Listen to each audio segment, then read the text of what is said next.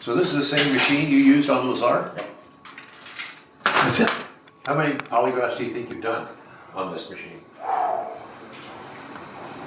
Thousands. Terry Tavernetti doesn't use his gleaming polygraph machine anymore. During his many years working in corporate security at major casino properties on the Las Vegas Strip, he tested thousands of employees. Before that, he worked as a police officer in Southern California. He had no idea he and his lie detector might be drawn into one of the most controversial UFO cases of all time, the claims made by former government scientist Bob Lazar. Yeah, I think so. In November 1989, Lazar's name and face were revealed to the public for the first time in a KLAS TV news series. Lazar's claims about working on flying saucers at a hidden facility near Area 51 set off a UFO stampede that continues to this day. The job I had, the involvement with the government cover-up, that sort of thing, the story isn't altered in any way. Lazar agreed to a polygraph test. The first one he did was inconclusive. The examiner thought Lazar was so nervous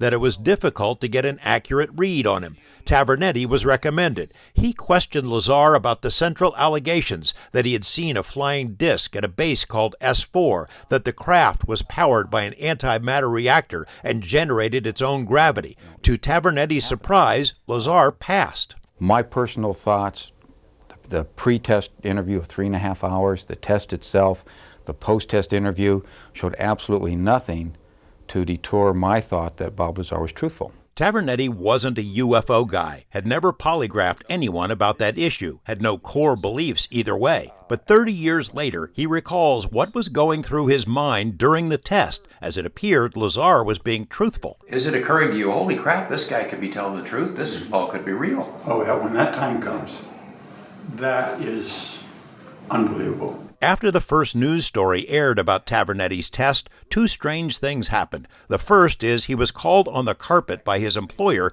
because of a phone call from an unnamed federal agency. The corporate offices where I'm employed received a telephone call from a government agency wanting to know why I was getting involved in something that I shouldn't be.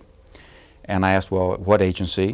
What was said? Did they identify themselves? He never learned which agency had called. There was an internal investigation by his employer, but Tavernetti was not disciplined.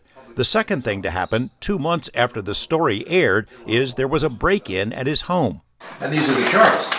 Huh? These are the And charts. those are the actual charts, yeah.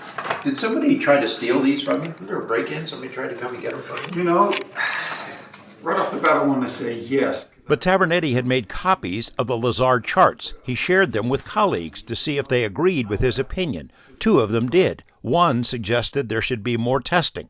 Tavernetti admits polygraphs are not foolproof, but they are widely used by police and employers as useful tools. He doesn't regret getting drawn into the Bob Lazar saga and says the experience caused a permanent change in how he views the UFO question. Over the years, my belief has swayed that way. And it gets to the point now where I go, well, why not? Is it because of that? Oh yeah.